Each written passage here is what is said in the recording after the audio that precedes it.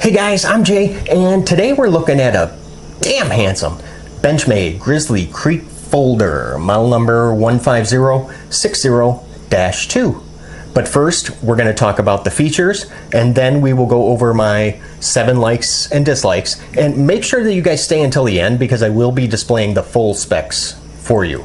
Now, if you're short on time, or maybe you just need a knife review that gets right to the point, click on subscribe and, do yourself a favor.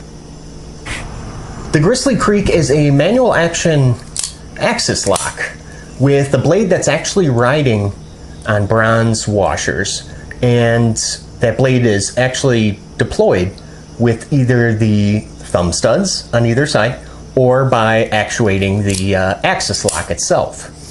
Speaking of that blade, it's a very handsome 3.5 inches of 3.5 millimeter thick CPM S30V blade steel.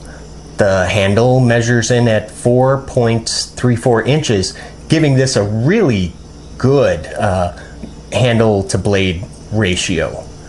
The thickness is a little over ½ inch at 0.56 and a closed width. So how much room that this guy is actually going to take up in your pocket is only going to be 1¼ inches. One of the more interesting features of the Grizzly Creek folder is the inclusion of this little guy. Yep.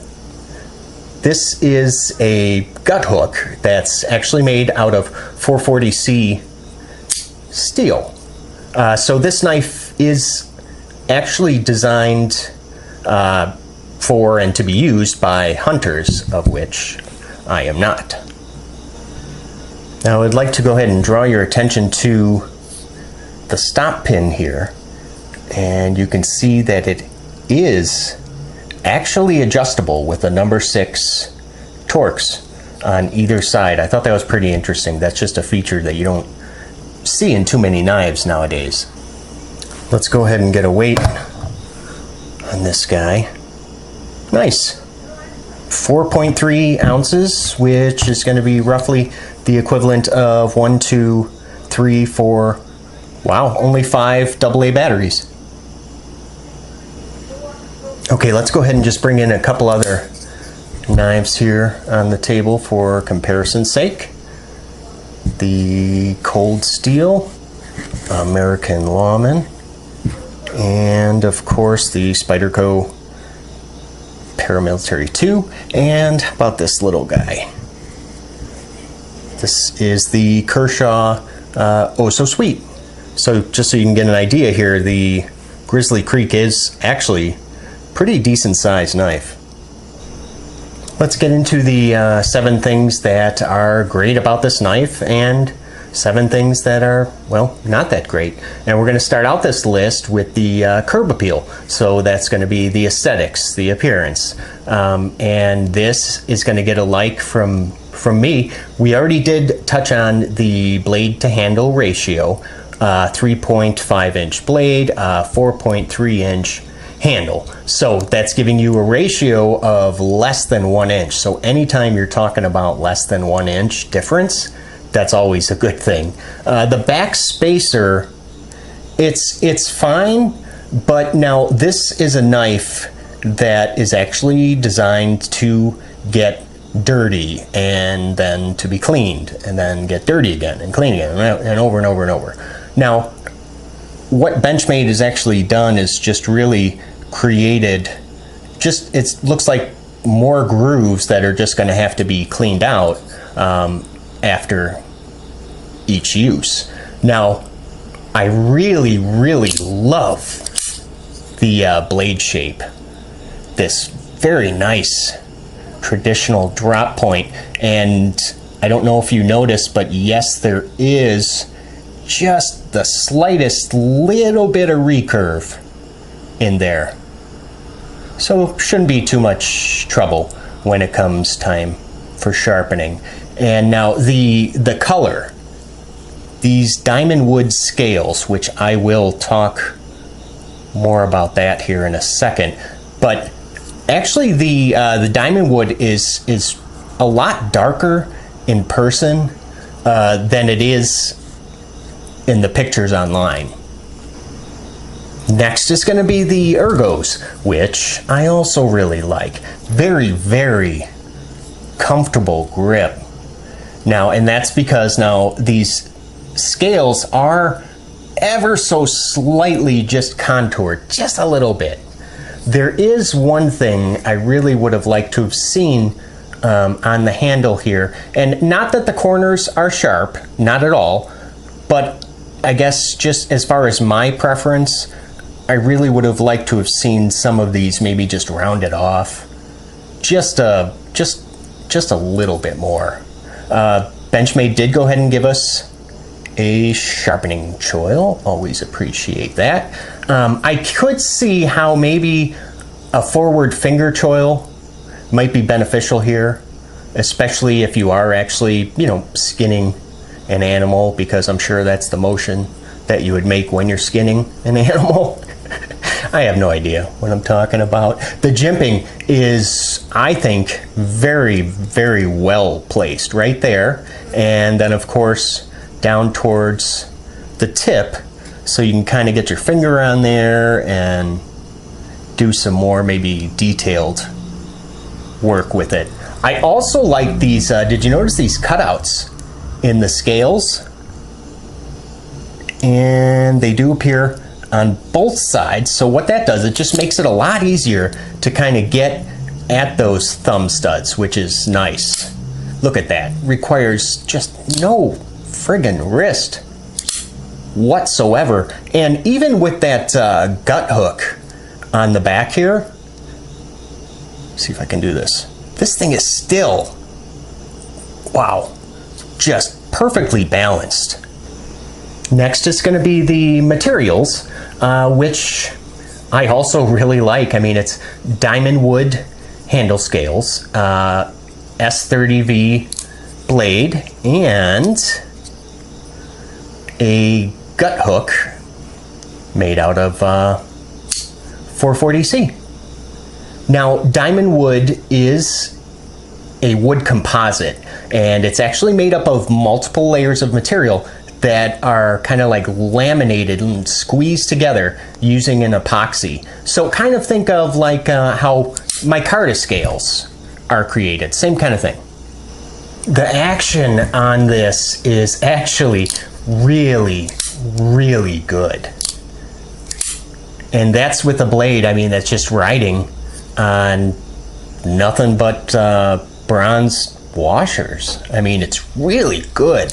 Now, I gotta tell you, I did actually have to Loctite the pivot, because after fondling this for, well, quite a few hours, the knife, that is, the pivot screw would actually work itself loose. So, something you might want to be aware of. May not happen to you, but yes, I did actually have to go ahead and use the blue Loctite. Now, you can actually shake this open. Okay, it's hard to do on camera. I just don't want to hit the, there we go. I don't want to hit the camera. But yes, that is a big pet peeve of mine, but you know what? Just about every Benchmade knife that I have ever owned, I've been able to shake open. So I guess I knew that would happen. Now, the gut hook, see if you guys can hear this. Oops, sorry guys. It does rattle just a little bit. And it actually was a lot worse. So what I did was I went ahead and just opened this guy up, and there's actually a spring and a ball bearing that kind of are sandwiched together with the scales, and it keeps that tension on the gut hook. So then it kind of will, see if I can do it, snaps. There you go, snaps it closed. So also, I also want to make you aware of that, because I actually almost lost the ball bearing in here because I was not expecting it when I opened it up. So yes, so there is a little spring and a ball bearing that gives the gut hook that tension. So I just want you to be aware of that. You don't lose that ball bearing like I almost did. Now the way that I actually adjusted that tension with the spring was once I opened this up, took out the spring, and then I kind of pulled it apart a little bit. So in a sense, just like making the spring a little bit longer. So then what that did is just made the spring a little bigger, so then there was more to compress up against the gut hook, and it made it a little bit tighter. But you really got to be careful if you do decide to do that, because it's really easy to overstretch that spring. Pocket presence. Okay, this is going to get a like from me as well. I have to tell you, this clip is not the stock one that comes on the Grizzly Creek folder. You actually get that Benchmade split arrow clip. I can't stand that thing, so I had to get that off like right away and throw this one on here. And now the pocket clip, you can only place it in just this one position. So what's that going to be? Tip up, right-handers only? I mean, I understand why. I mean, you can't put it on this side because of the gut hook, and you can't really locate it up here because of the axis lock. I mean, I understand, I don't like it, but I do understand why. And because of that gut hook, I actually thought that this thing would be quite a bit thicker in the handle. What did we say, 0.56 inches? I mean, that's not bad at all. I really expected this thing to be very thick, so Benchmade did just a fantastic job. I mean, this is just a nice, neat little package that kind of slips in and out of your pocket really easy, and these Dymondwood scales are not going to chew up your pockets at all. Number 6, so the weight, which I also really like at 4.3 ounces. That's pretty darn good, considering the size of this blade and the fact that there is also a secondary tool on this knife as well, being the gut hook. 4.3 ounces, not bad. And that's also, see if you guys can kind of see this in here. Yep, they did also mill out those liners as well. So very, very nice. The price, number 7. This is going to be my one and only gripe. $165. That's, you know, that's a lot of money. I mean, that's a lot of money for a knife with Dymondwood scales and S30V blade steel. S30V blade steel is fantastic. It's great. But there are other steels out there, other super steels, of course, that are a little more expensive. But Dymondwood is really a very inexpensive material, and it's really kind of cheap to make. So 165 bucks, that's pushing it. 135 would be fantastic. I mean, that would put you in at 135, what? Paramilitary 2 range. So yeah, that's a little high, but again, it's a Benchmade knife, so maybe that's just Benchmade being Benchmade here. Okay, so to very, very quickly summarize here, we said curb appeal was alike, ergos was alike, materials was alike, action was alike, pocket presence like, weight like, and price dislike. So what is that, 6-to-1?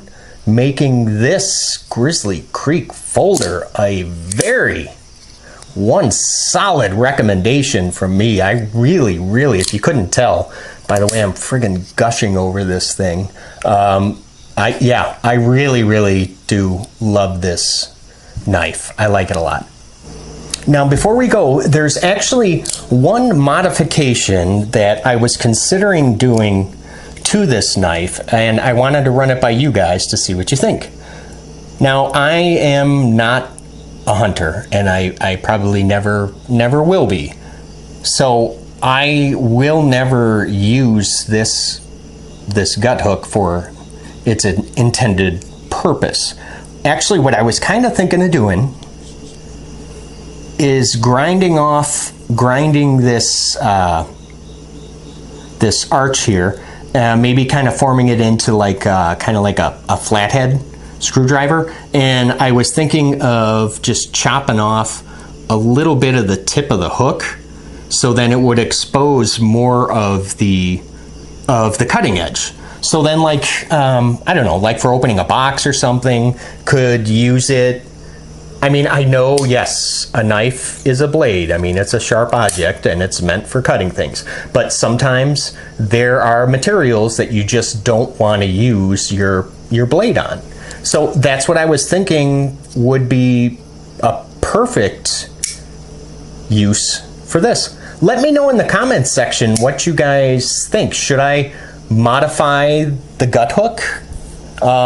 You know, turn it into kind of like a flathead screwdriver and exposing more of this sharp edge, so then I can use it as kind of like a, I don't know, a backup cutting utensil. So yeah, let me know what you say, what you think in the comment section.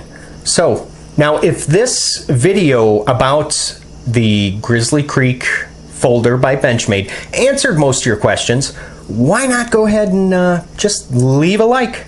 Now, make sure that you guys stick around. Don't go anywhere, because I'm going to bring up the full specs for you. So I would like to thank all of you guys for stopping by and for hanging out and letting me talk knives with you guys. I really, really do enjoy it. So I will see you guys at the next video. Take care, okay?